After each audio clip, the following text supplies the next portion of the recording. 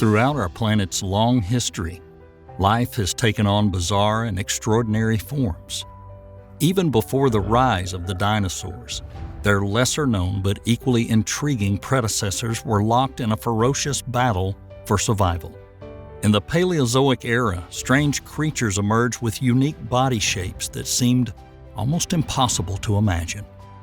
But this time period came to an abrupt end with the most catastrophic extinction event in Earth's history, wiping out a vast majority of marine and terrestrial species.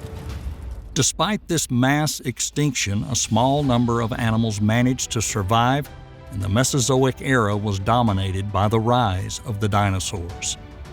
These advanced creatures were perfectly adapted to their environment, with unique hunting and defense tools and precise sense organs.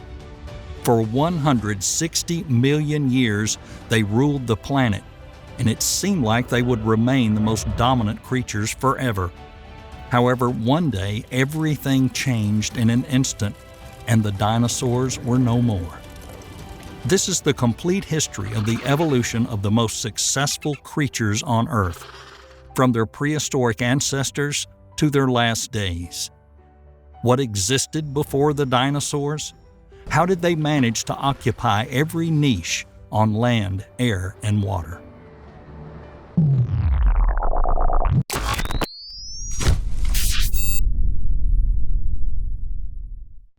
The Triassic period, which took place around 252 to 201 million years ago, marked the beginning of the Mesozoic era, also called the Age of Dinosaurs.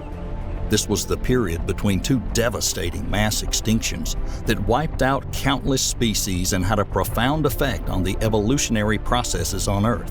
Imagine the fear and uncertainty that must have permeated the planet at a time when so many organisms struggled to adapt and survive in the face of a huge environmental change.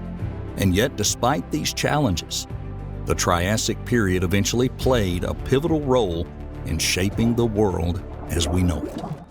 A new era began with the Great Dying, also known as the Permian-Triassic extinction. This was a major event that took place about 252 million years ago, at the end of the Permian period and the beginning of the Triassic period. It's considered the most significant mass extinction in Earth's history, with an estimated 96% of marine species and 70% of terrestrial species going extinct. But it was a blessing in disguise. This event paved the way for the emergence of dinosaurs and other new animals in the Mesozoic era. The exact cause of the extinction is still not fully determined, but it is believed that it was due to a combination of factors including volcanic activity, impact from meteorites, and a sudden change in the Earth's climate. Some scientists believe that the extinction event was triggered by a mass release of methane, a greenhouse gas from the ocean floor, which in turn prompted a rapid rise in global temperatures and resulted in widespread environmental change. The Great Dying had a profound effect on the evolution of life on Earth, which is what happens every time biodiversity declines. It causes something called adaptive radiation. The concept of adaptive radiation has played a significant role. The dry and warm climate, along with the breakup of the Pangaea supercontinent and the formation of the Panthalassa superocean, posed new challenges and presented new opportunities for evolution. So what is adaptive radiation? Adaptive radiation is the way different species evolve from a common ancestor. It occurs when a group of animals or planets enter a new habitat, or when a new ecological environment becomes available. As the animals and plants adjust to their new home, they may change and become different species. This process can take place over a relatively short period of time and is considered a significant driving force of evolutionary diversity. In other words, those who survived it had a whole new world with a range of ecological niches that needed to be filled. At the same time, there was practically no competition. In absence of competition, the rate of evolution increases. Once certain niches are filled, the evolutionary process slows down again. Mutations continue to occur, but since ecosystems are already occupied by other species, non-competitive species have no chance due to natural selection.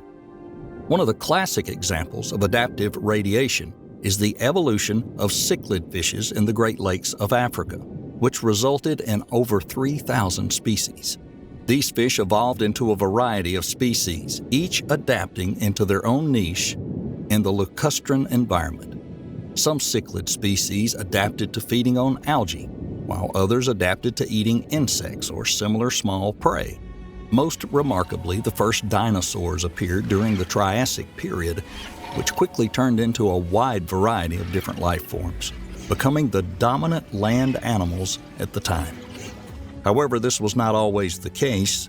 Early species of dinosaurs were small bipedal creatures, similar in size and appearance to the modern lizards. Their diversity and evolution continued to expand through the Mesozoic era. There were other groups of animals that were exposed to adaptive radiation. For example, the first real birds, snakes, crocodiles, amphibians, and the first mammals. Early mammals were small and mostly nocturnal, living in the shadow of the dominant dinosaur species. This laid a good foundation for the diverse life forms that would flourish in the Mesozoic era. During the Triassic period, a group of reptiles known as archosaurs evolved. These animals are also known as ruling reptiles because they dominated the terrestrial ecosystems of the Mesozoic era. Some of these archosaurs were dinosaurs, the animals that most people think of when they hear the word archosaur. However, there were other groups of archosaurs that emerged during the Triassic period, such as crocodiles, pterosaurs, and therapsids.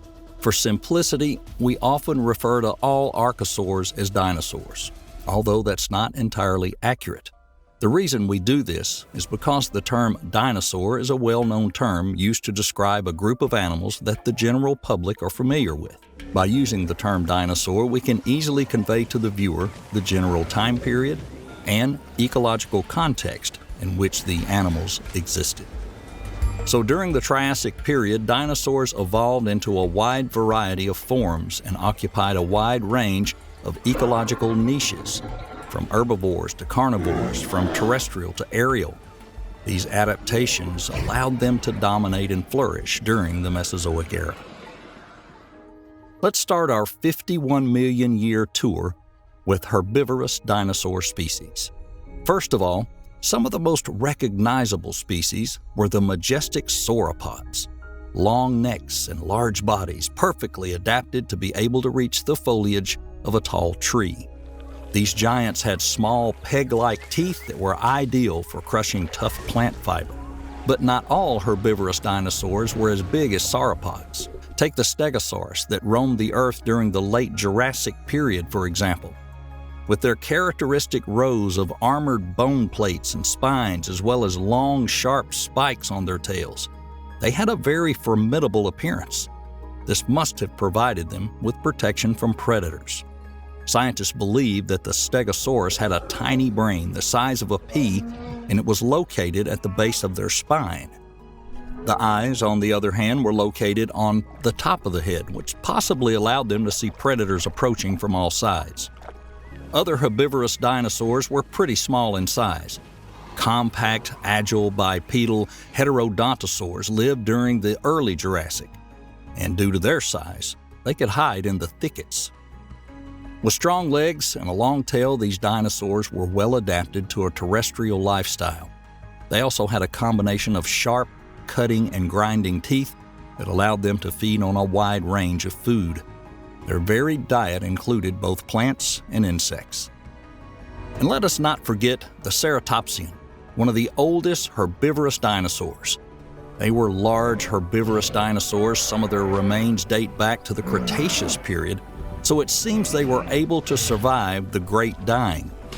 They ate a herbivorous diet and were well adapted to a terrestrial lifestyle with strong legs and thick armored bodies. Many of the Ceratopsians had elaborate head ornaments and horns.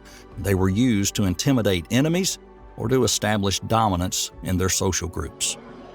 Obviously, herbivorous dinosaurs spread seeds and fertilized the soil with their droppings, which helped ecosystems to form. They also acted as food for other animals, such as carnivorous dinosaurs, who relied on them for their livelihood. But let's take a closer look at which species could afford to eat another dinosaur. Let's move on to the second group of dinosaurs, the carnivorous species. One of the best-known groups of carnivorous dinosaurs of the Triassic period are theropods, which include species such as the Eoraptor and Dilophosaurus. Theropods were typically carnivorous or omnivorous, with long, sharp teeth, strong, agile bodies, making them excellent hunters. Many theropods also had grasping hands with sharp claws, and that enabled them to grab and kill their prey. Some theropods, such as the Tyrannosauridae, were the largest predators in their ecosystem, being at the top of the food chain. The largest species was Tyrannosaurus rex, one of the largest known terrestrial predators, measuring up to 40 feet in length and weighing between 8 and 14 tons, according to modern estimates. Their dietary buddy, the Allosauridae, was also fairly large carnivorous dinosaurs with rather powerful jaws, but not quite as powerful as the Tyrannosauridae. Some allosaurids were notable due to the fact that they had a crest on their head and back, for example, the Acrocanthosaurus. Other theropods, such as the pterosaurs, completely adapted to the aerial lifestyle and had wings that allowed them to fly and hunt for prey from above. Some predators were much smaller. The Herrerasauridae that lived in the early Jurassic period were no more than 13 feet long. They were agile predators that preyed on small and medium-sized animals. They would wait for their prey near small bodies of water, or they ate what was left over from larger dinosaurs. But danger awaited creatures that could not stand up for themselves, not only on land but also in water. Another group of carnivorous dinosaurs of the Triassic period are the phytosaurs, and they lived in rivers and swamps. Phytosaurs had long, narrow snouts and sharp teeth, making them well suited for hunting fish and other small aquatic prey.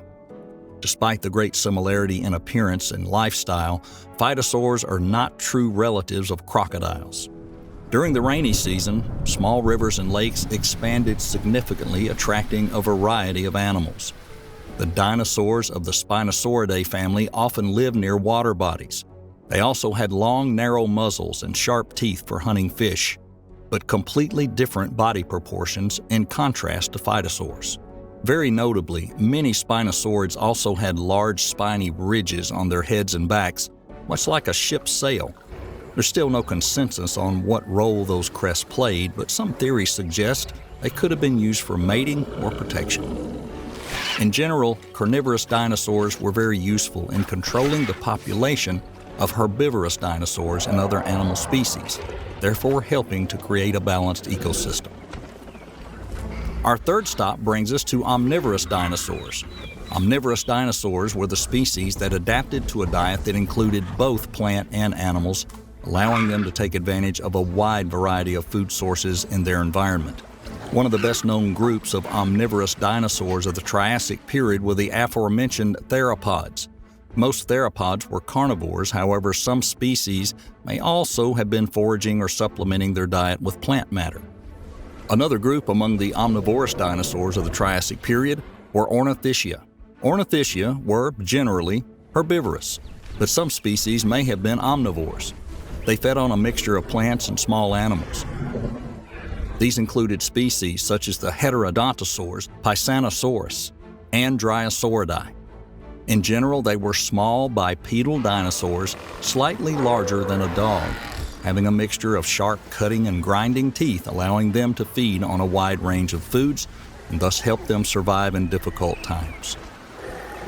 With such a wide variety of predators, some species had to search for new habitats in order to survive. Some dinosaurs, such as the Ankylosaurus, adapted to a burrowing lifestyle and lived underground. These dinosaurs had armored plates on their bodies that provided protection from predators. Their short, stocky legs made them great at digging, and interestingly, this species had a club-shaped tail, which it may have been used as a weapon for self-defense. The small bipedal dinosaurs from the Silosauridae family of the late Triassic and early Jurassic periods were also representatives of burrowing dinosaurs. They likely used their sharp claws and powerful muscles to dig holes and create underground layers where they could hide from predators and escape the extreme weather conditions that ravaged their world. Have you ever wondered what it's like to be a tree-dwelling dinosaur? Well, during the Triassic period, some dinosaurs adapted to life above ground, not unlike modern birds. One of the most famous groups of arboreal dinosaurs of the Triassic period were the Drepanosaurus. These small, mobile dinosaurs were only about 20 inches in size and lived throughout the late Triassic and early Jurassic period. Drepanosaurids had long, slender bodies and short, powerful legs, making them well-suited for climbing and traversing trees. They had a unique skeletal structure that allowed them to move their arms and legs in a similar manner to modern birds. At the same time, Drepanosaurus had a set of bizarre, almost chameleon-like skeletal features. They likely used their sharp claws and strong muscles to climb trees and move along branches where they could find food and shelter. There was another group of tree-dwelling dinosaurs, the Scansoriopterigidae. These small, feathered dinosaurs lived during the late Jurassic and had long, flexible tails that helped them maintain their balance while climbing and moving in the trees. Additionally, Scansoriopterigids had a row of long, skinny fingers with sharp claws that enabled them to cling to tree branches and other objects. It is believed that Scansoriopterigids may have even been able to glide through the air, flying between trees, which in turn means that flight did not originate bottom up, when terrestrial theropod dinosaurs gained the ability to fly, but instead it may have developed top down, where archosaurs acquired feathers. As life flourished on land, it also raged in the aquatic environment. Aquatic dinosaurs adapted to life in the water and could live in a variety of aquatic habitats, from shallow rivers and swamps to deep ocean water. One of the best-known aquatic dinosaurs of the Triassic period were the ichthyosaurs, a species of marine reptiles that resemble modern dolphins in appearance. Ichthyosaurs had streamlined bodies, flippers, and a dorsal fin, making them well-suited for swimming and hunting in the open ocean. Ichthyosaurs had sharp teeth, and they were likely predators, feeding on a variety of marine animals, including fish and cephalopods. The ichthyosaurs shared the seas with the Sauropterigia, a diverse family of marine reptiles. They came in a wide variety of shapes and sizes, from small, agile swimmers to large, slow-moving predators. The Sauropterigia had a unique respiratory system that allowed them to extract oxygen from the water using their gills. Some Sauropterigians, such as plesiosaurs, had complex gill structure that was supported by a series of small bones, while others, such as the Nothosaurus, had simpler gills that were supported by the walls of their throat. This allowed the species to leave the land in favor of the ocean water with their abundance of food sources. Another group of aquatic dinosaurs in the Triassic period were the plesiosaurs. They were marine reptiles with long necks, short tails, and large paddle-like limbs. Some of these giants were up to 65 feet in size. Plesiosaurs were well adapted to swimming, which made them efficient at hunting prey in the water. Large species of plesiosaurs fed on a variety of marine reptiles, including other plesiosaurs, sharks, and other large prey. Some plesiosaurs would sometimes catch flying pangolins, one of the long-necked plesiosaurs discovered by paleontologists that was preserved in the remains of its last meal in its stomach, which included the corpse of a flying lizard, fish bones, and an ammonite shell. Plesiosaurs also shared the vast seawater with smaller reptiles such as thalattosaurs, and they lived during the late Triassic and early Jurassic periods. These species also had long, slender bodies and paddle-like limbs. They reached a maximum of 10 feet in length. Thalattosaurs were likely predators that fed on a variety of small marine animals, including fish and cephalopods. An interesting thing about thalattosaurs was their unique way of hunting. They used their long, flexible neck to attack prey from a distance, utilizing their sharp teeth to grab and hold prey.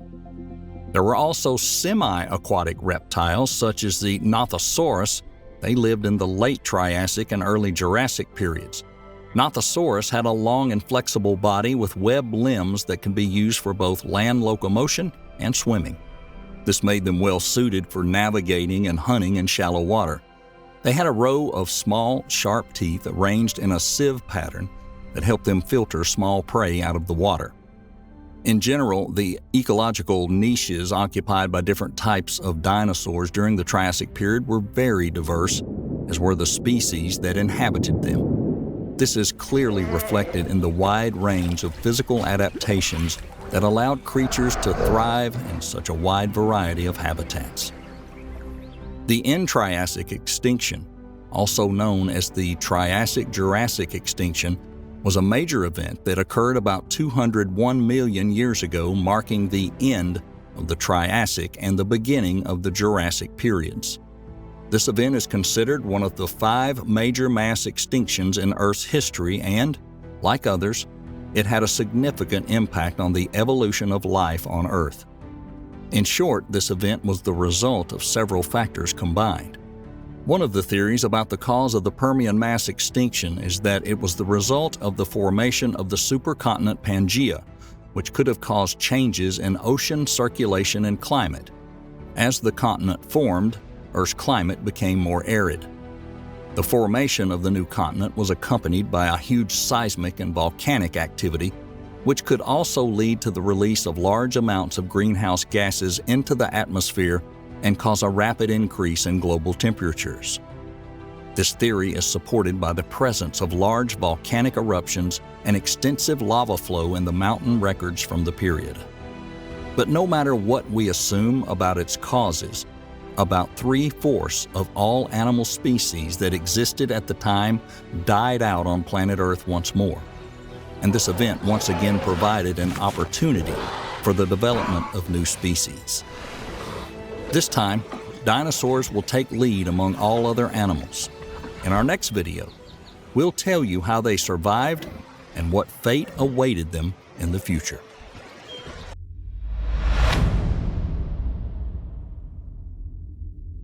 "201 million years ago, the world was plunged into darkness.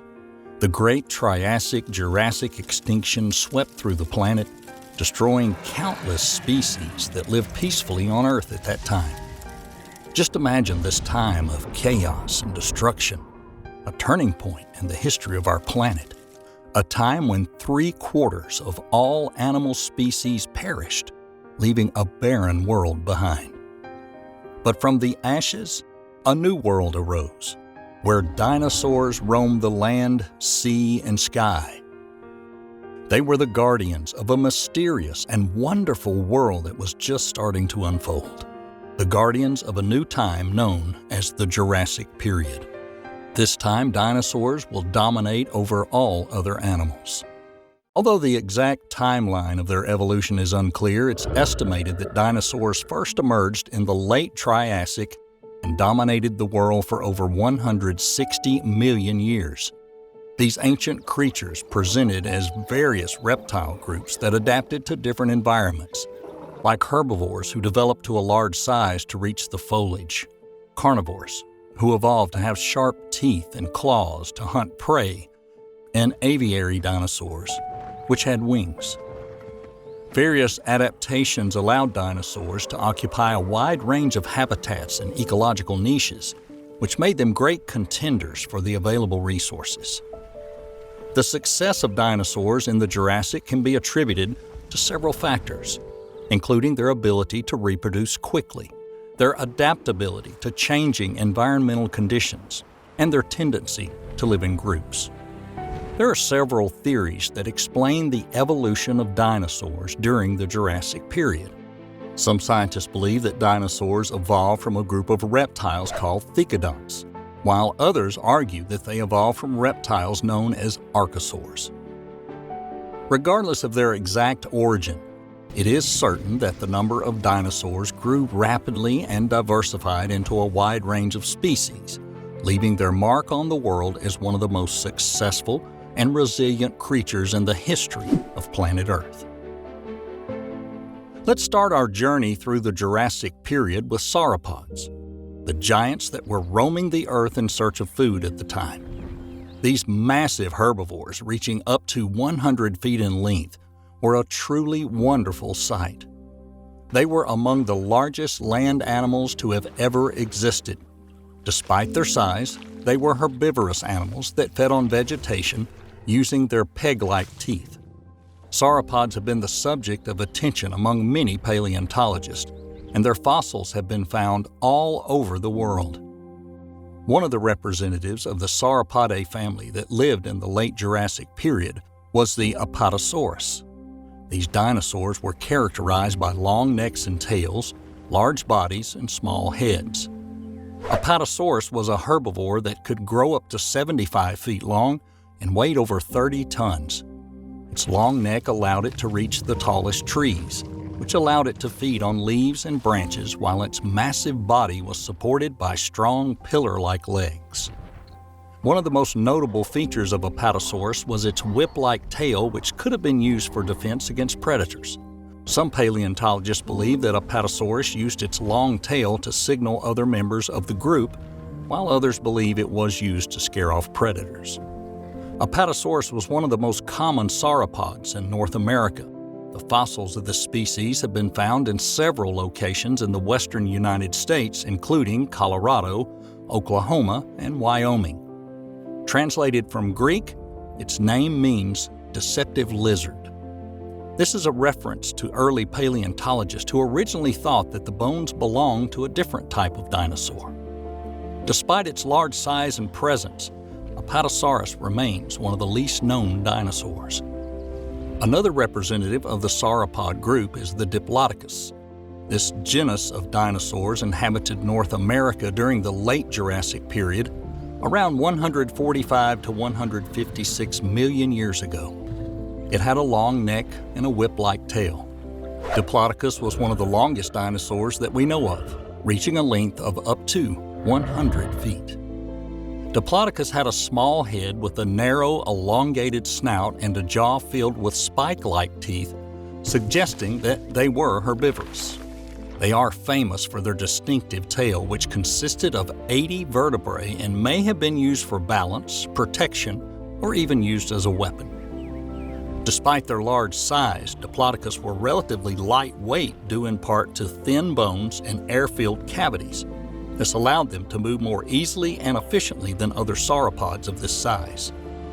Diplodocus was first discovered in 1877 by paleontologist Othniel Charles Marsh, who named the genus after the double-beam chevron bones using Greek terms for double, diplos, and beam, dokos. Diplodocus fossils were found in the Morrison Formation. That's a geological formation in the western United States that was a key site for dinosaur discoveries in the late 19th and early 20th centuries. Today, Diplodocus remains one of the most recognizable and popular dinosaurs, with casts and models of this dinosaur present in many museums and exhibitions around the world. Along with the large herbivorous sauropods, there were carnivorous dinosaurs, ferocious hunters that relied on the consumption of other creatures for their survival. It was a delicate balance, with peaceful giants and voracious hunters playing their parts in the great ecosystem of the ancient world. Theropods were an impressive group of carnivorous dinosaurs that once roamed the earth as the very embodiment of fear and power.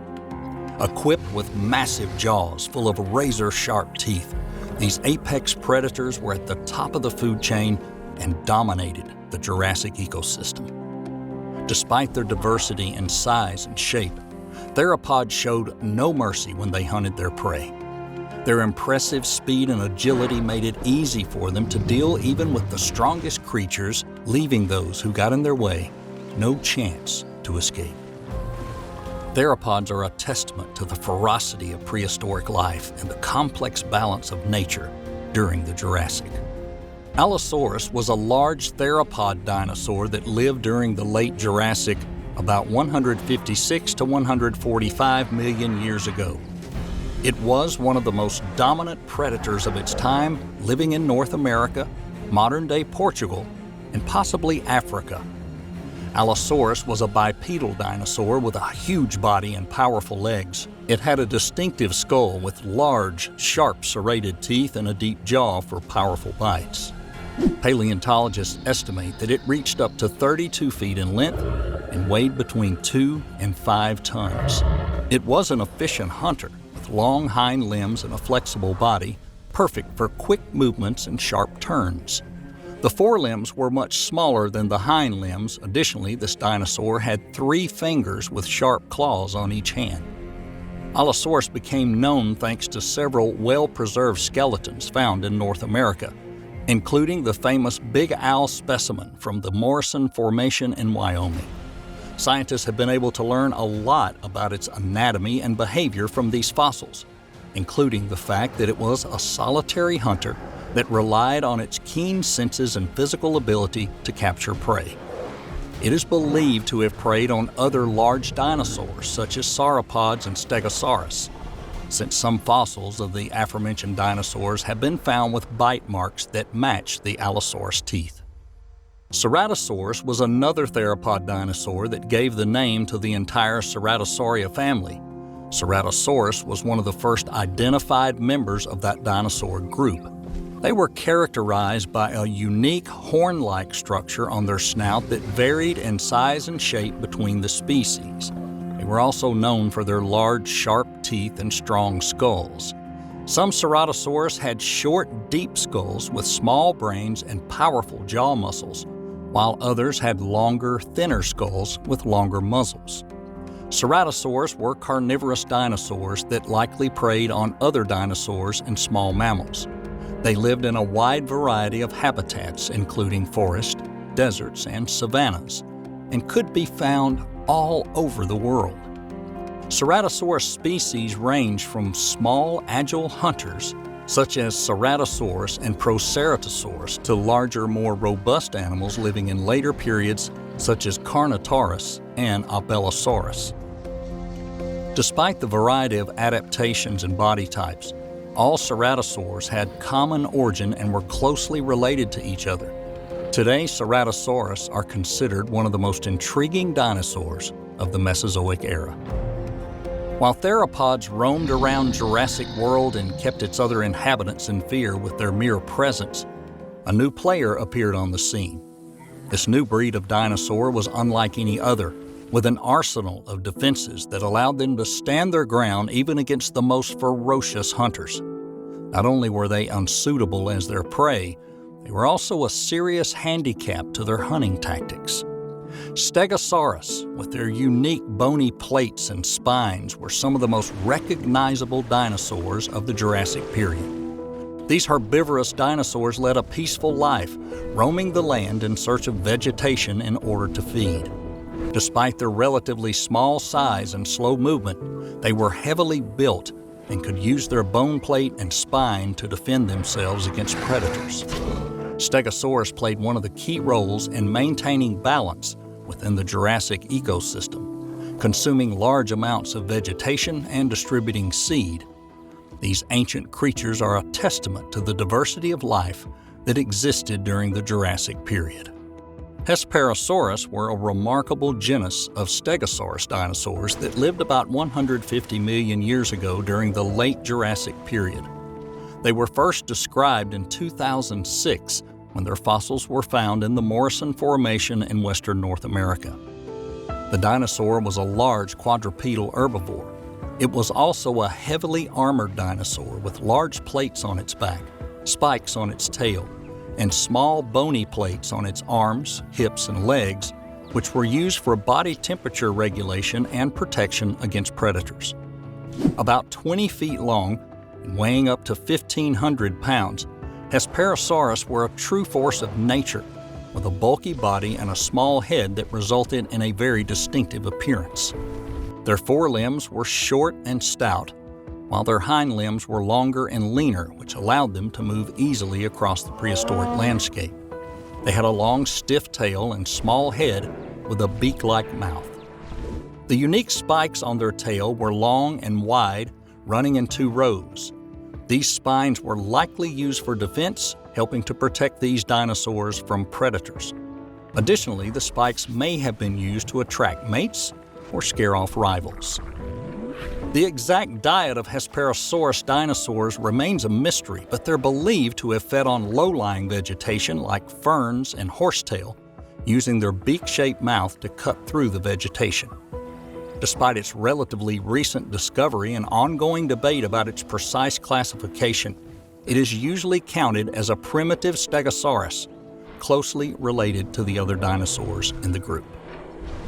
Kentrosaurus was another member of the Stegosaurus dinosaur group that lived during the late Jurassic, about 156 to 145 million years ago, in the savannas of the African continent.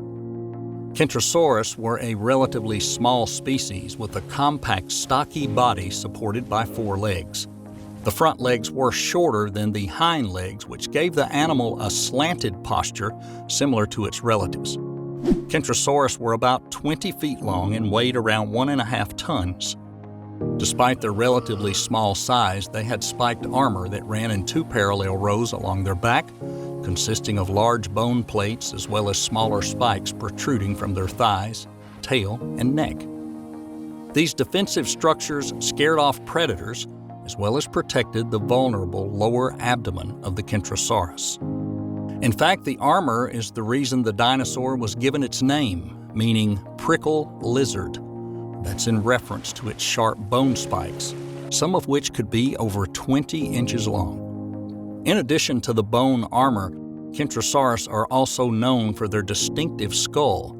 They had a narrow skull with large triangular teeth that were perfectly designed for cutting through rough vegetation. They also had a large, bony brow ridge that protected their eyes from the branches of the trees and shrubs that they fed on. With the landscape of the Jurassic constantly changing, the evolution of dinosaurs continued. While the Stegosaurus sported their bony armor as a weapon against predators, a new breed of herbivorous dinosaurs, the ornithopod, emerged. Ornithopods were a diverse group of bipedal dinosaurs that inhabited various regions of the globe during the late Jurassic. Due to their flexible and varied diet, these herbivores were some of the most numerous and successful dinosaurs of their time.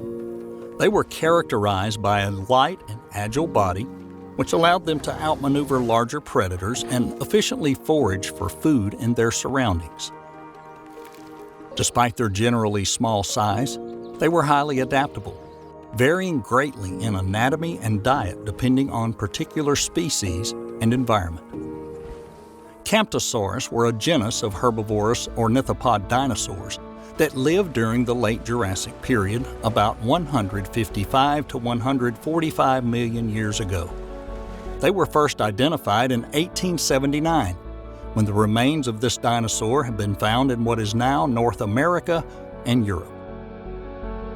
Camptosaurus was a large dinosaur reaching 26 feet in length and weighing up to 1,700 pounds. It had a long neck, a large head with a beak-like snout, and a massive body. Its hind legs were much longer than its front legs, giving it a distinctly forward-leaning posture. Camptosaurus had a number of distinctive physical characteristics that set it apart from other ornithopod dinosaurs. It had a long, narrow head with large forward-facing eyes and a mouthful of sharp, serrated teeth. Its body was relatively stocky with a broad, barrel-shaped chest and short, powerful legs. The feet were equipped with strong, hook-like claws that were used to cling to the ground while scavenging for food. Camptosaurus was primarily herbivorous and adapted to eating low-growing vegetation. Its beak-shaped snout was ideal for trimming tough leaves and stems, and its complex jaw muscles allowed it to easily grind the plant material. It is believed that they lived in groups and roamed the lush Jurassic forest in search of food. Another representative of the ornithopod dinosaur, Dinosaurs. They lived at the end of the Jurassic period, about 155 to 145 million years ago. This was a small bipedal herbivore perfectly adapted to the arid and seasonal habitats of present-day North America and Europe. Dinosaurs were characterized by long, thin legs and a tail that helped them maintain balance and move quickly. Their long neck and small head allowed them to reach vegetation at ground level or low shrubs.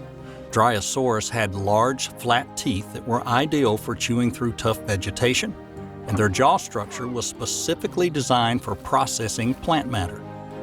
One of the most notable features of Dinosaurs was their lightweight construction, which allowed them to be fast and agile. Their hind legs had a unique joint structure that provided increased agility and stability. This was essential for escaping large predators such as the Allosaurus, which would pose a huge threat to Dinosaurs in its natural habitat. Their body was supposedly covered with feathers, which helped them regulate temperature and adapt to various habitats and climates. Today, Dinosaurs remains an important part of the fossil record, providing valuable information about the evolution of ornithopod dinosaurs in late Jurassic ecosystems. As the Jurassic period unfolded, a new group of creatures took to the skies. The ornithopods continued to thrive on the ground, but now they shared the landscape with the majestic pterosaurs, who, thanks to their powerful wingspan, became the masters of the skies. Pterosaurs, also known as pterodactyls, were flying reptiles that dominated the skies of the ancient world of the Mesozoic era. Their fossils have been found on every continent, and they came in a wide range of shapes and sizes, from small and agile to large and intimidating. These creatures had light skeletons and leathery wings, which allowed them to soar through the air with ease.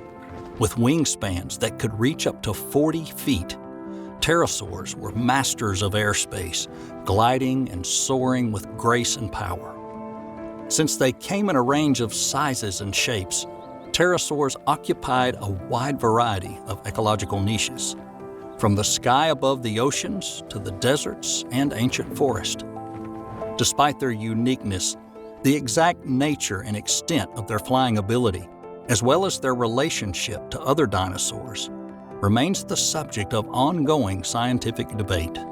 Dimorphodon was a genus of early pterosaurs that roamed the skies of the ancient world 201 to 175 million years ago during the early to middle Jurassic.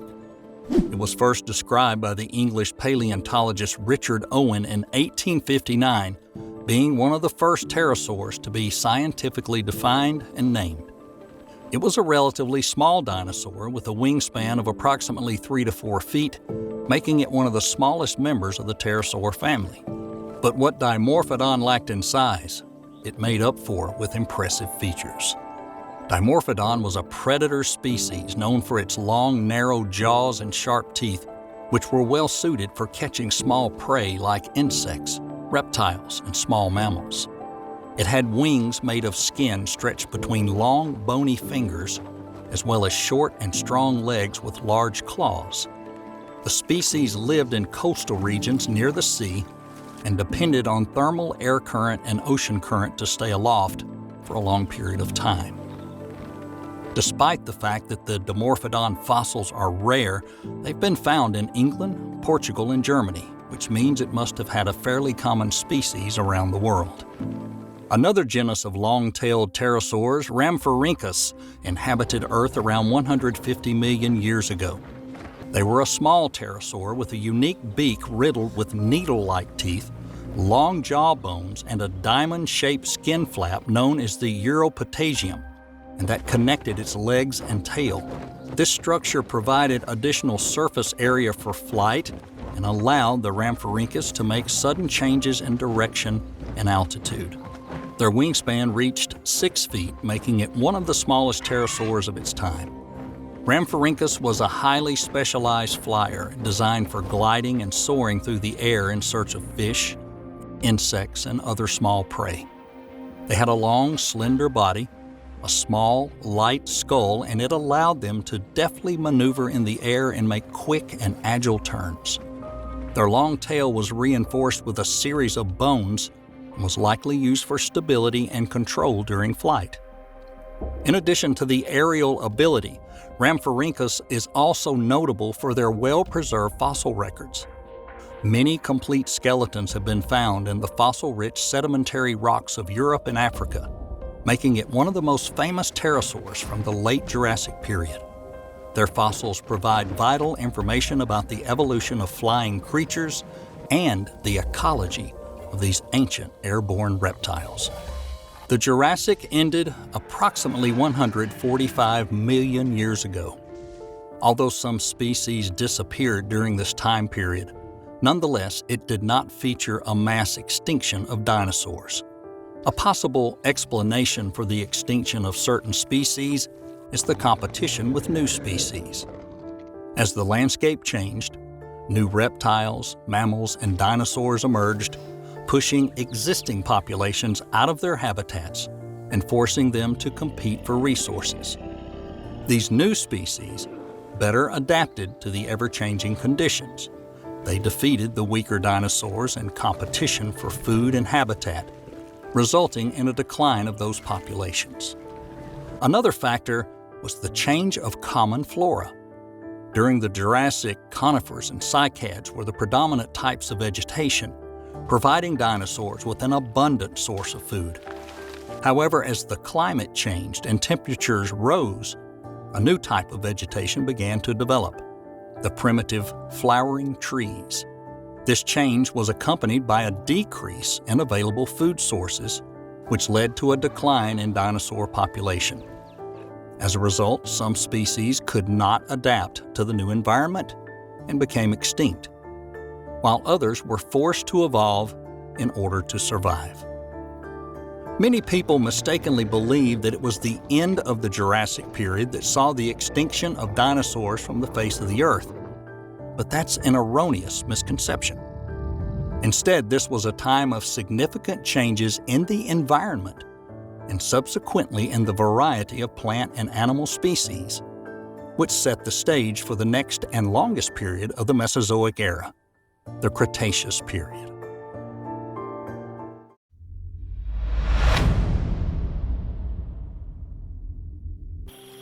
The Cretaceous period was the time of the rapid development for the dinosaurs. Across the world, these ancient creatures have evolved into many impressive forms, each one fighting for dominance in the battle for survival. The Cretaceous was a time when some of the most awe-inspiring herbivores and most terrifying predators roamed the planet. Imagine a towering Argentinosaurus reaching a height of 7 stories. A formidable Carcharodontosaurus that looks even more threatening than the name suggests, or a heavily armored Ankylosaurus, armed with a club-shaped tail. None of these creatures were willing to give up an inch, and the competition never ceased, as there was an endless struggle for the right to survive. Only the strongest and toughest species could secure a place at the top of the food chain. But this great era of dinosaur domination ended abruptly and catastrophically with a truly harrowing event that led to the tragic extinction of most dinosaur species and forever changed the course of life on Earth. The end of the Jurassic period marks the beginning of the Cretaceous period, the final period of the Mesozoic era. It spanned over a long period of time from 145 to 65 million years ago. During this time, many different types of dinosaurs developed on our planet, including some of the largest and most iconic creatures to ever exist. As the Jurassic gave way to the Cretaceous, dominant fauna began to change and new groups of dinosaurs, such as the ceratopsians and theropods, grew to carry increasingly more importance. The Cretaceous period is divided into 2 epochs, Early Cretaceous and Late Cretaceous. The Early Cretaceous period, which took place between 145 and 100 million years ago, saw the diversification of dinosaurs and the emergence of new groups such as ornithopods and sauropods. This was also the time when the first birds evolved from the small feathered theropods. The Late Cretaceous, which took place between 100 and 65 million years ago, brought even more dramatic changes to Earth. One of the most significant events of this time was the tectonic breakup of the Pangaea supercontinent into separate land masses of Laurasia and Gondwana, which ultimately led to the formation of modern continents. This created the conditions for the evolution of unique dinosaur fauna on every continent. New environment also led to the emergence of new types of dinosaurs, adapted to the specific conditions of their habitat. The late Cretaceous was also the epoch that saw the appearance of the first flowering plants, which had a major impact on the ecosystems of that time, making changes to food chains and the ways dinosaurs interacted with flora. Furthermore, as sea levels began to rise, flooding low-lying areas and creating the shallow waters we see today, it gave way for the new marine ecosystems to develop. At the time, the aquatic life was bountiful and varied. As the Cretaceous period went on, the continents began to slowly shift apart and take on their current form. The once unified landmass of Pangaea gradually gave way to the separate landmasses of Laurasia and Gondwana, and eventually the modern continents we know today. Due to this event, the dinosaurs that once roamed freely across Pangaea were now isolated on their respected landmass, surrounded by unique and distinctive flora and fauna. During the Cretaceous, the Earth was ruled by gigantic creatures, each with their own unique strengths and weaknesses. At the heart of the North American continent, a fierce battle was about to unfold between the most powerful predators and the most persistent herbivores. Tyrannosaurus rex, the king of the predators, roamed the land in search of his next prey. It was one of the largest land predators ever to have existed, reaching a length of 39 feet and weighing about 7 tons. Armed with massive jaws and razor-sharp teeth up to 6 inches in length, it was a formidable adversary for any creature it came across. The discovery journey of the Tyrannosaurus rex began at the end of the 19th century, when the first remains of this mighty predator were discovered in the western United States. This discovery was a milestone in paleontology, and as it was one of the most complete and largest dinosaurs to have ever been discovered at the time. The first specimen discovered was on display at the American Museum of Natural History in New York. The T-Rex had powerful jaws with a bite force of over 12,800 pounds, making it one of the strongest animal bites ever recorded. It's assumed that a T-Rex was also a fast runner, catching up to its prey. The T-Rex could reach speeds of up to 20 miles per hour. Triceratops, in turn, was one of the few creatures that could stand up to the mighty Tyrannosaurus rex. Triceratops was a large herbivorous dinosaur that looked somewhat like a modern rhinoceros. They reached up to 29 feet in length and weighed up to 12 tons. Triceratops had a massive head, with its skull making up a third of its entire body. It also had a bone frill around his head, and this frill was made of keratin and blood vessels similar to the feathers of a modern bird, and it suggests that, like the birds, Triceratops may have been sporting vibrant colors. The colors likely played an important role in socializing, as well as demonstrating the specimen's strength or signaling dominance to potential mates or rivals. Fossilized skulls of Triceratops have been repeatedly found with abrasions and dents, indicating confrontation with rivals, including predators and fellow Triceratops in the battle for territory or partners. One such specimen even had a broken horn and tooth marks, and they could be matched to a Tyrannosaurus rex bite. However, fossil studies have shown that the dinosaur itself died of natural causes. This shows that with its 3 horns and protective bony frill, the Triceratops was a formidable opponent for any predator. At the same time, a heavily armored Ankylosaurus roamed the land on the territory of the modern USA and Canada. It reached 29 feet in length and a weight of about 7 tons. The Ankylosaurus is also known for its distinctive body armor, which includes thick, bony plates and a club-shaped tail. This armor made the Ankylosaurus virtually invulnerable to predator attacks. In particular, the club-shaped tail was one of its most striking features. Formed from several large fused bones, it created a bone mass at the end of the tail that weighed several hundred pounds.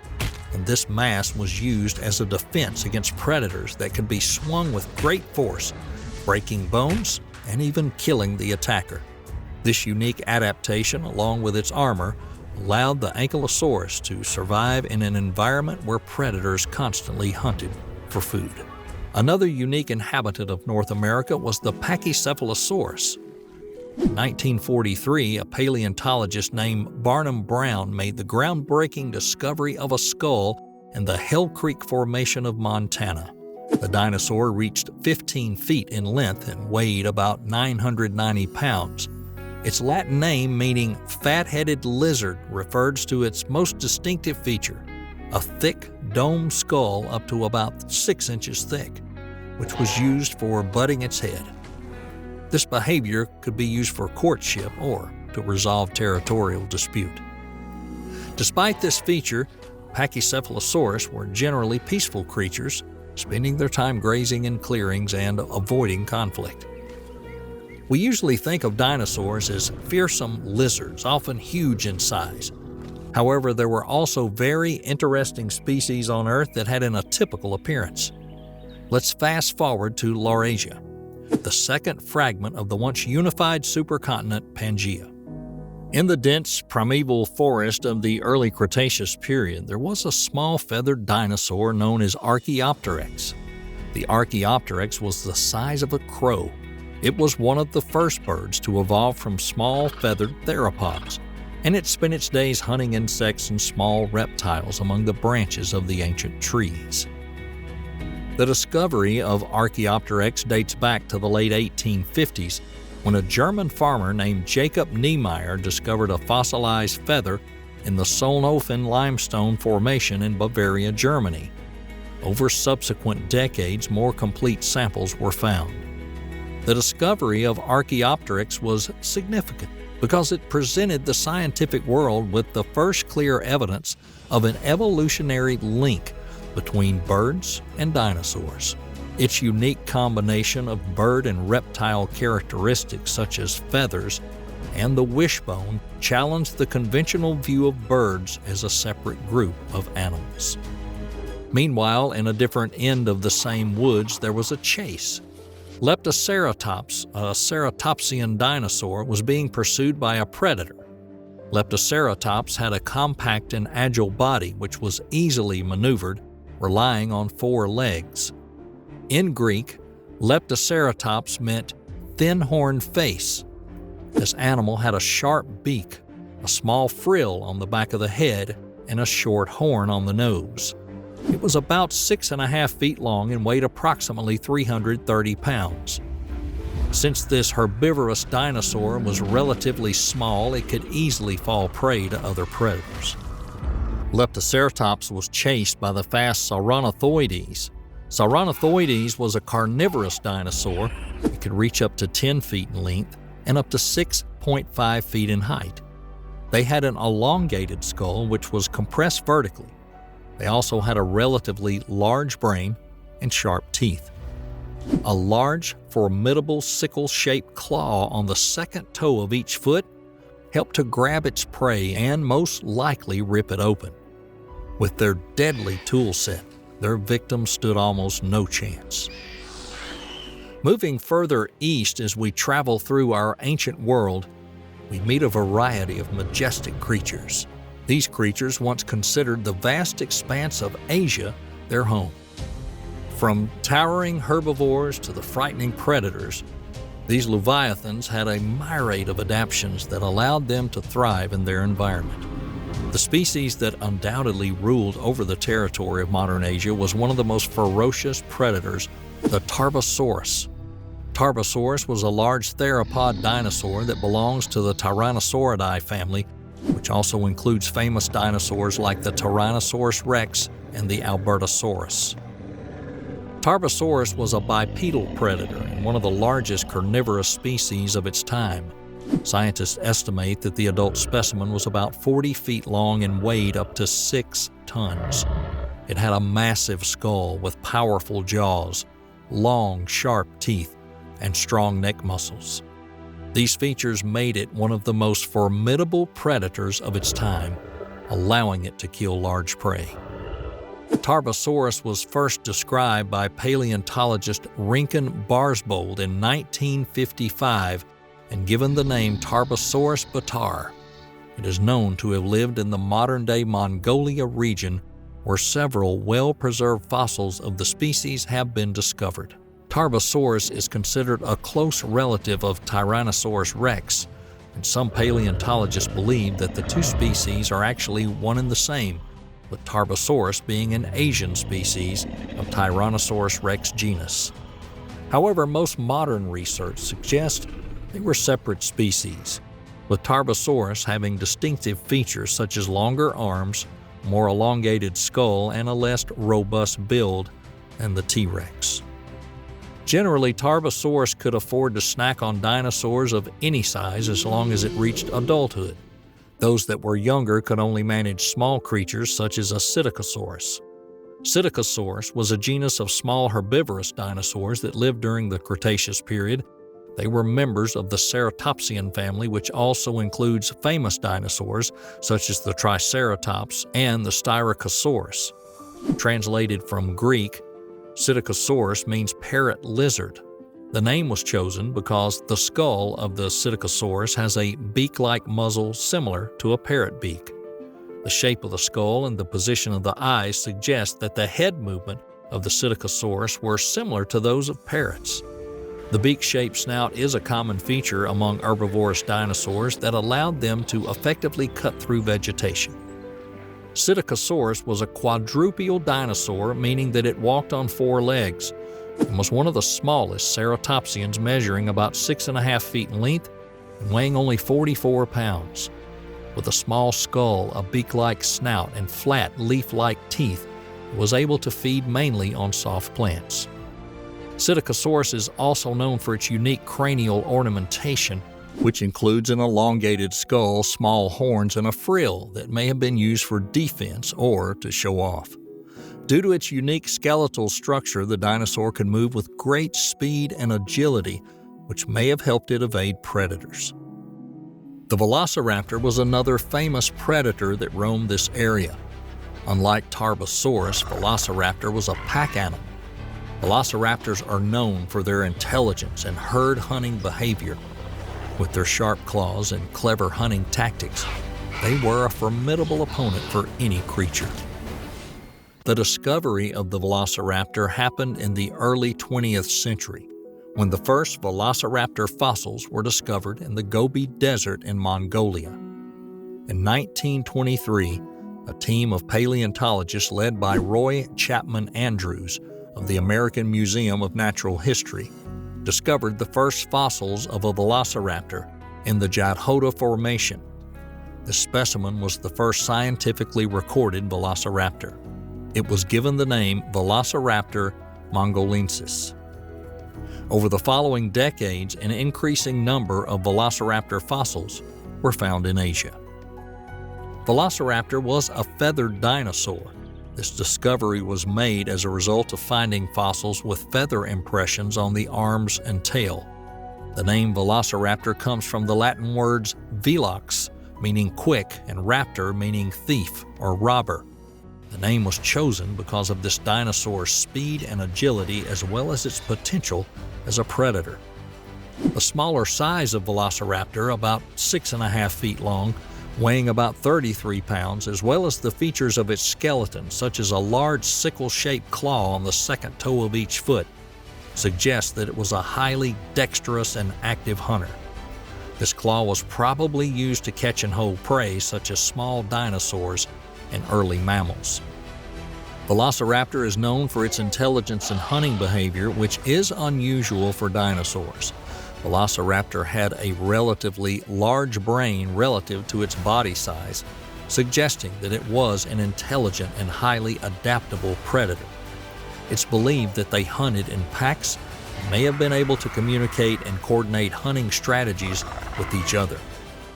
A fossil of Velociraptor mongolensis and Protoceratops andrewsi was found at the Gobi Desert of Mongolia in 1971.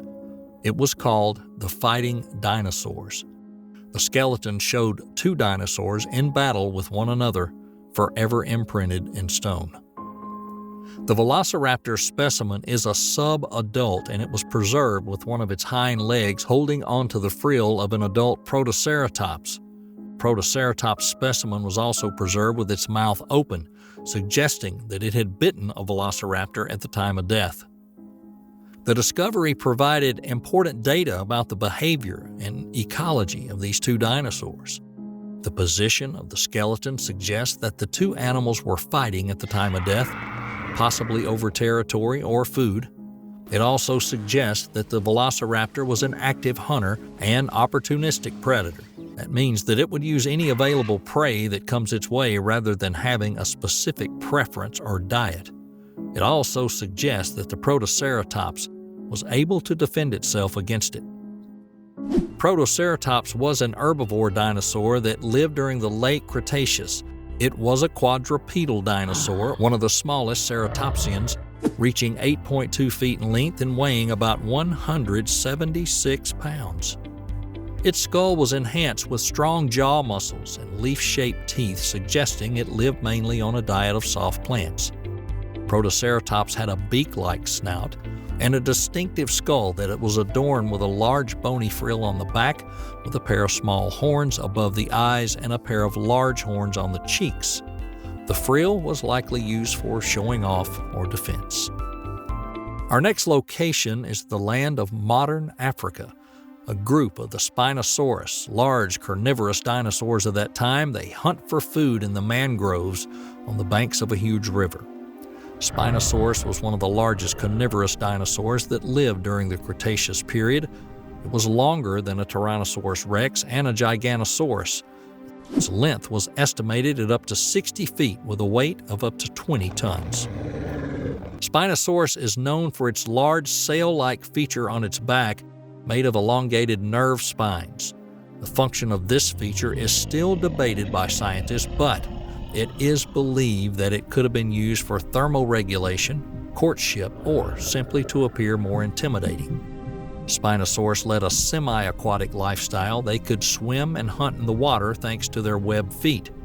Their long, narrow jaws were studded with large, sharp teeth and were perfectly suited for holding slippery prey trying to escape, such as fish or amphibians.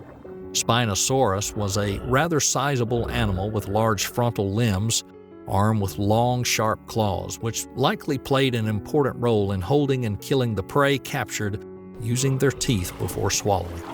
On another shore, there's a group of iguanodons, large herbivorous dinosaurs grazing the lush vegetation along the riverbank.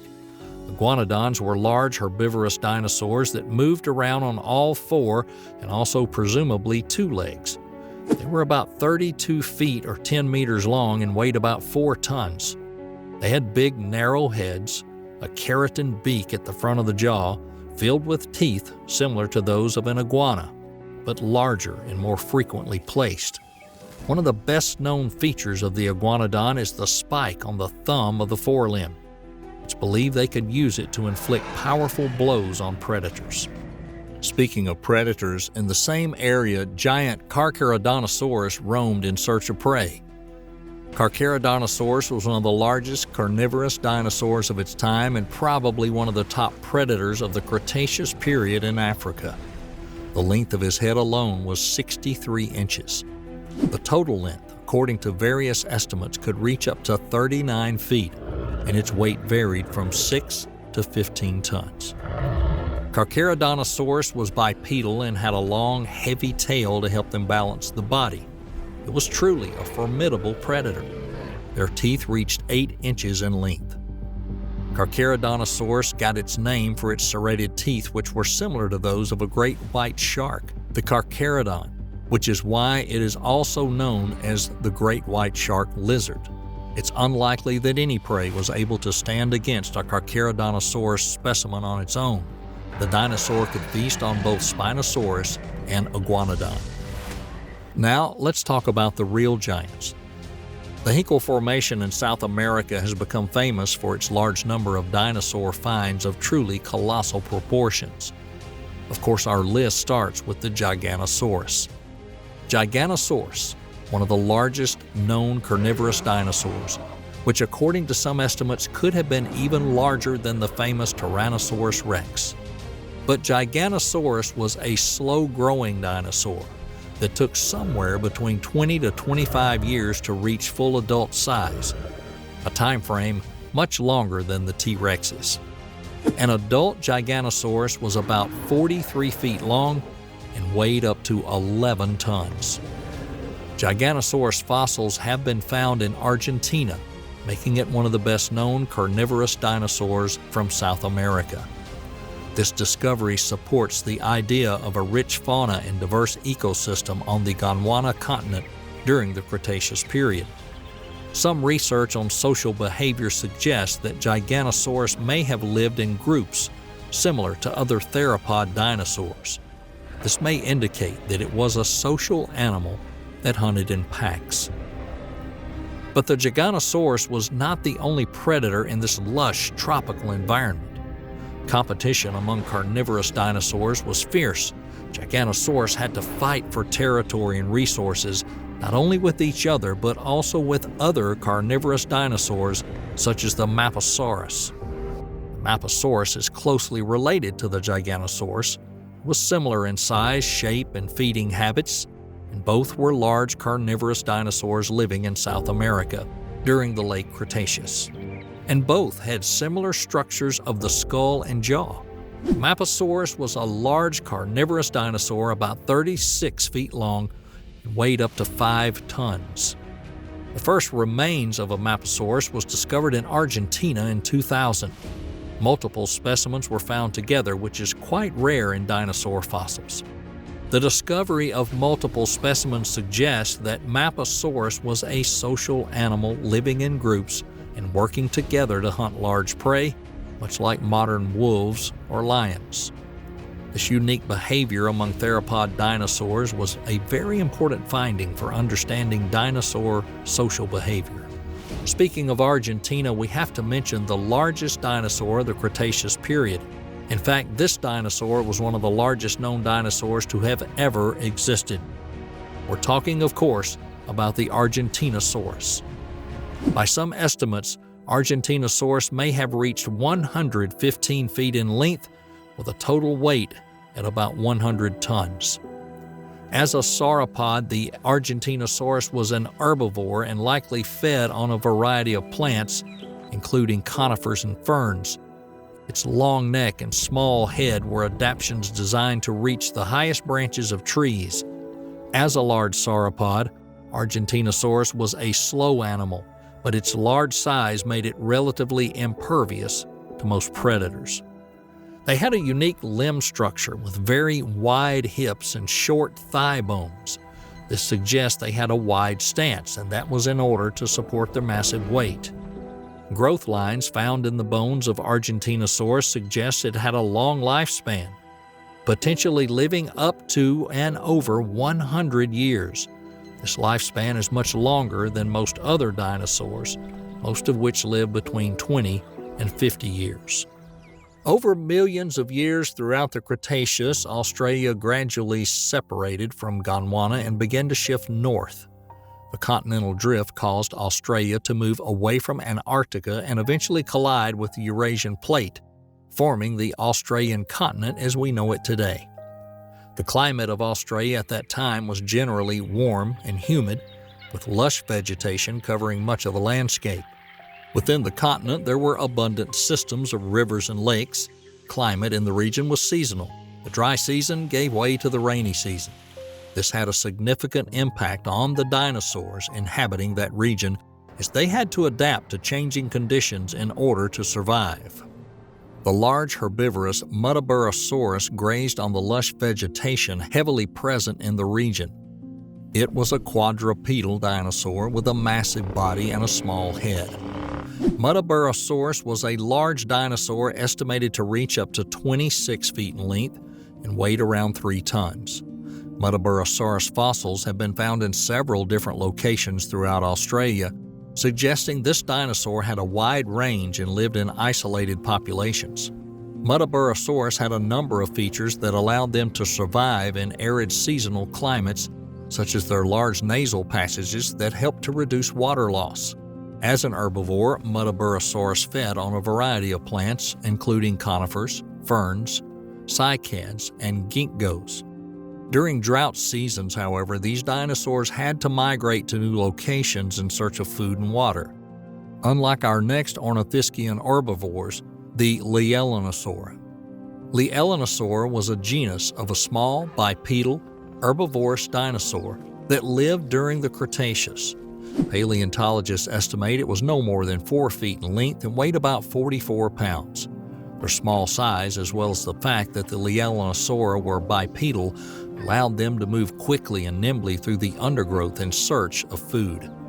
The Muttaburrasaurus and the Lielanosaura lived in the same ecosystem, but differences in their size and other characteristics allowed them to draw on different resources and avoid competition. In the early Cretaceous, Australia was much closer to the Arctic Circle. This resulted in very long nights and days. Depending on the latitude, it's possible that some places didn't see the sun for weeks or even months at a time, meaning that a Lielanosaurus had to live in darkness during winter. A skull fragment from Lielanosaurus show enlarged eyes and proportionally large optic lobes, indicating their adaptation to low-light conditions. Lielanosaur also had long, thick, fur-like bristles on their body that helped keep them warm during the cold and dark polar nights of Gondwana during the early Cretaceous. Additionally, this dinosaur's small size reduced its need for water during dry seasons. Our story should give you a general idea of where dinosaurs lived in the world during the Cretaceous period.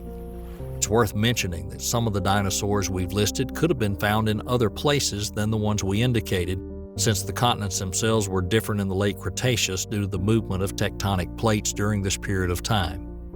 In conclusion, the Cretaceous was a time of great diversity of dinosaur evolution. From the huge Argentinosaurus to the small, agile Lielanosaura, a huge variety of species flourished during this time. However, the Cretaceous period also marked the end of the dinosaurs' reign on Earth. A global extinction caused by a meteorite impact, according to one theory, destroyed the dinosaurs along with many other species that existed at the time. This tragic event marked the end of the era of dinosaur rule, but it also opened the door for the emergence of mammals and other animal groups, which ultimately led to the diversified life we see on Earth today. Once again, our planet reminded us that change is the only constant, and life is incredibly fragile. But we can still theorize what would have happened if the Cretaceous Paleogene extinction had not taken place, and the dinosaurs had not met their death. What would the world look like today? Would the evolution of humanity taken a different path, or would man have remained the apex predator on planet Earth?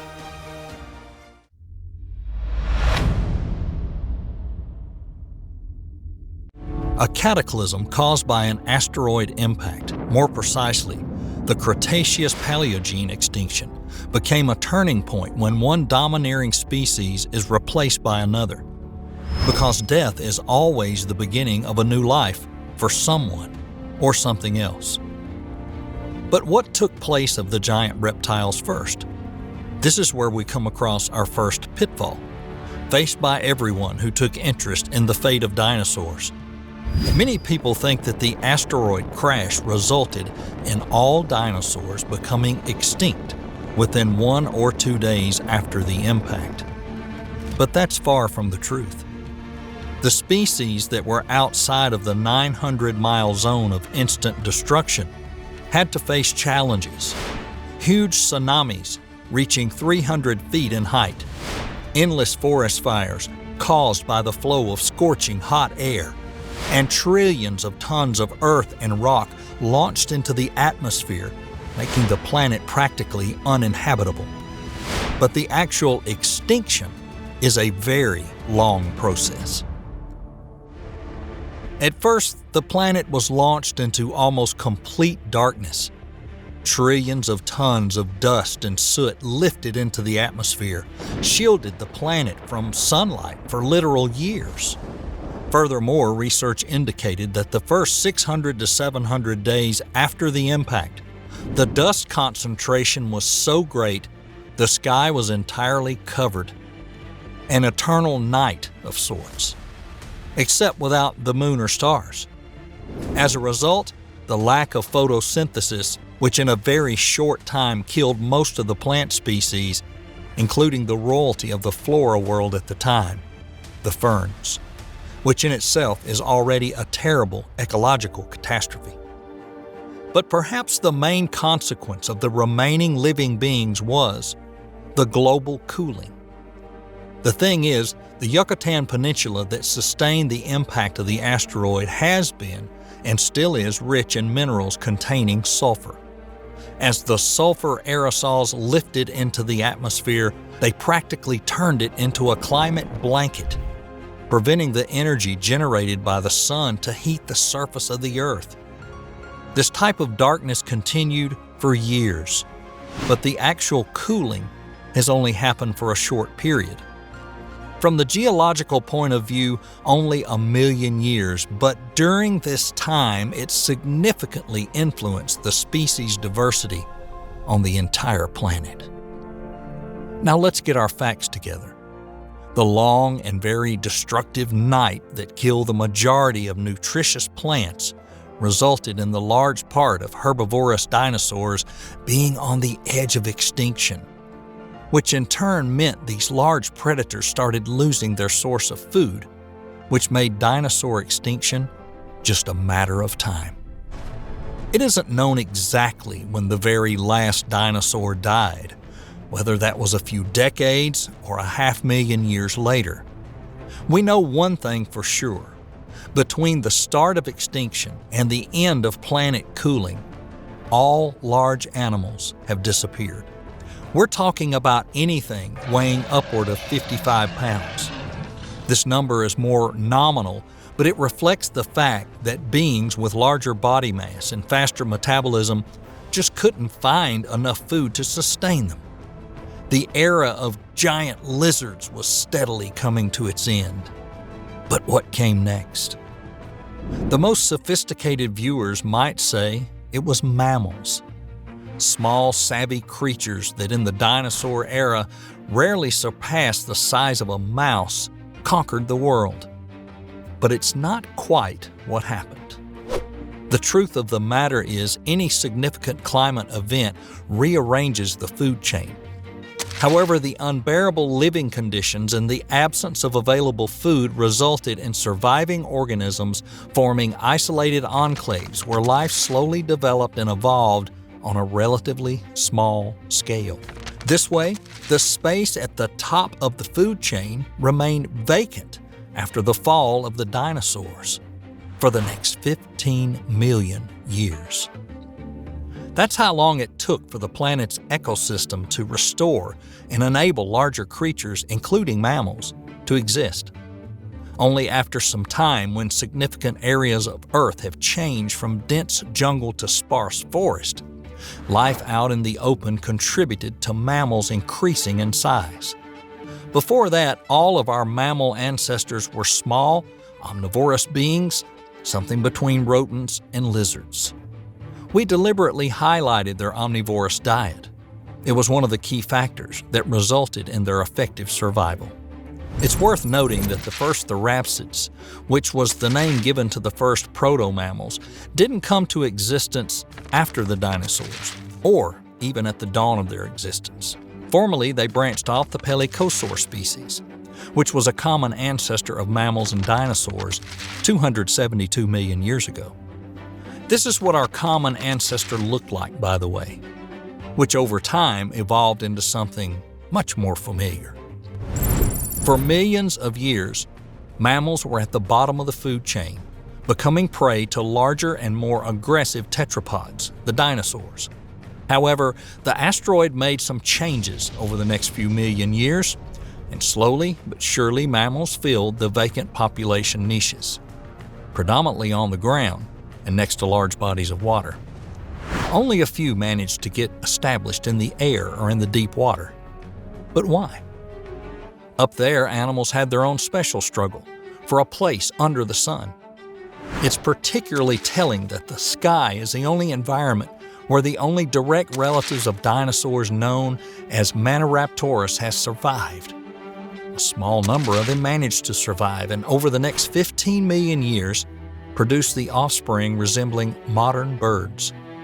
That might strike you as odd. A pigeon or a penguin didn't look very similar to a T-Rex, but the connection is there, right down to the bone structure. When the extinction occurred, the traits developed by birds over millions of years became the deciding factor in their survival. Entire groups of avians, including the toothed birds known as the enantiorniths, became extinct. It's unlikely that only one trait decided their fate, and yet survival in a mass extinction event often relies on luck, and the beak was like an ace for some birds. By the end of the Cretaceous period, birds with a beak had a more diverse diet than their toothed counterparts. These birds didn't focus on insects or other live prey, which enabled them to harvest seeds and nuts. When the animal world has significantly reduced in size because of the extinction event, this type of food allows the beak birds to survive the hard times. What's funny is that today the closest direct relative of the dinosaurs, that's the creature that underwent the least change on the chromosome level, and that's a chicken. So if you want to have a short tour into the fauna of the Cretaceous period and observe the way real dinosaurs used to act, take a look at the nearest chicken coop. But if you want to know what the first birds looked like, you should take a trip to the Amazon rainforest. The only living representative of one of the oldest avian species that originated 64 million years ago is the Hoatzin bird. If you take a close look at this incredible bird, you'll see the resemblance between a Hoatzin and the reconstructed model of a semi-bird, semi-reptile creature, created based on excavated bones. Young Hoatzin birds have an interesting vestige inherited from the proto-birds, namely the two claws on the bones supporting their flight feathers, kind of like hands. If the baby bird falls out of the nest, which is a common cause of death for a young bird, the Hoatzin offspring can use the claw to get to safety. The mass extinction affected the deep blue seas too. Down there, the extinction created vacancy for the unique species niches. The world's oceans experienced their own revolution, where the monstrous mosasaurs and megalodons were replaced by fish. More precisely, ray fin fishes or actinopharygi, named for bony spines on their fins arranged like rays of light. Again, the ability to quickly adapt to the new situation played its part, just as it did with the protobirds. Today, the ray fin fish make up over 95% of all fish species known to science. The fish were gradually taking over the sea, just as the mammals took over the land after dinosaurs went extinct. Scientists quote the disappearance of the majority of the ammonites as one of the main reasons for the successful population of ray fin fish. Ammonites are the relatives of the modern calamari, octopi, and other cephalopods. They were a very prolific species and insatiable customers of tiny plankton, which was the main food supply of regular fish. In a way, they presented as much danger to the fish as giant water reptiles. The sequence of events that triggered their extinction is very simple, not unlike what happened on land. Due to the absence of photosynthesis, the large number of phytoplankton, which feeds the regular zooplankton, had died. And without it, supporting the voracious population of ammonites was simply impossible. It is interesting that when studying the fossils from that time period, the scientists discovered that the population of ancient cartilaginous fish, which includes species like sharks and rays, didn't suffer a significant reduction in size.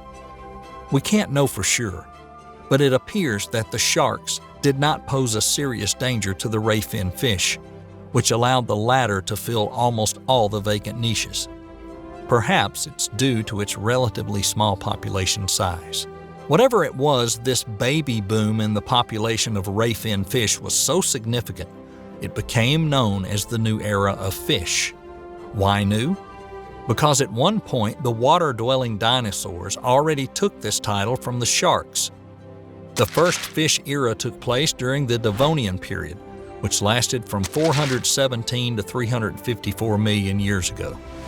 This is when the first fish came to exist, including sharks and rays. This new era of fish lasted for at least the first 24 million years of the Cenozoic era, which followed the Cretaceous period. And after this, fish made space for certain mammals, such as whales and cachalots, that decided to venture into the water.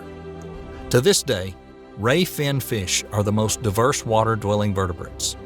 While other animals may seem larger or more advanced, fish are still the most predominant species in evolutionary terms. But let's get back to the land, where yet another fourth evolutionary battle for survival was happening at the time. Despite the vast diversity of gymnosperms, mostly evergreen plants, and ferns, their heyday is suddenly interrupted at the end of the Cretaceous period. At the same speed as the gymnosperms disappeared, the flowering plants entered the arena. Let's take a look at how it happened and how it affected the evolution of the animal population during the Cenozoic era. The thing is, ancient species of gymnosperms and ferns were designed to exist in a wet climate. And when they found themselves in unsuitable living conditions, they quickly started to die off. All the while, the young species of flowering plants managed to adapt to the new environment and quickly took over the land. One of the main factors in the victory of the flowering plants was the development of so-called double fertilization, which contributed to their vitality and adaptability to the new environmental conditions. The transition from gymnosperms to flowering plants was without exaggeration one of the most important leaps in the history of plant life. Their evolutionary fight for survival radically changed the face of plant life on Earth and caused a real revolution in nature. The gloomy and monochrome forest made up of gymnosperms and ferns were replaced with flowering plants, diverse in both shape and color. Besides, the flowering plants created a more nutritious, undoubtedly better food supply for the animals. Around the same time, during the Cenozoic era, the first grain plants came to exist. As such, the evolution of many animal species revolved around their interaction with the first flowering plants. The entire groups of living beings, such as carnivorous and seed-eating monkeys, could continue living surrounded only by flowering plants. In turn, animals became the most effective method for transporting fruit and seed across long distances. The influence of flowering plants was so great, we can confidently state that they played a major role in the development of great apes, and consequently you and me, people, Homo sapiens. The Cenozoic era is an incredible period in Earth's history. It was as if the crash of the asteroid destroyed a colorful puzzle where giant reptiles ruled the world. After breaking into a million pieces, the puzzles came back together but revealed an entirely new picture, where you can clearly see the remnants of the past. This is the era of amazing creatures that look like they came directly from ancient myths and tales. The saber-toothed Metatherian tiger called Thylacosmolus that reached the size of a jaguar. The walking whale known as Ambulocetus, which only 20 million years later, after the catastrophe, would finally come to live under the water, reproducing descendants like orcas, whales, and cachalots. The saber-toothed elephant, Dinosaurs, and the hippo ancestor that looks more like a giraffe, known as the Paraceratherium. That's just a fraction of the species diversity that expanded in such an explosive fashion, allowing the mammals to take the key position in the food chain. Though this tight and mutually beneficial interaction, the flora and the fauna revived after a global cataclysm that destroyed the vast majority of life on this planet. The Cenozoic era marked the end of existence for some species, gave way to others, more complex and diverse organisms, confirming yet again the cynical yet endlessly true thesis that death is not the end, but the beginning of something new.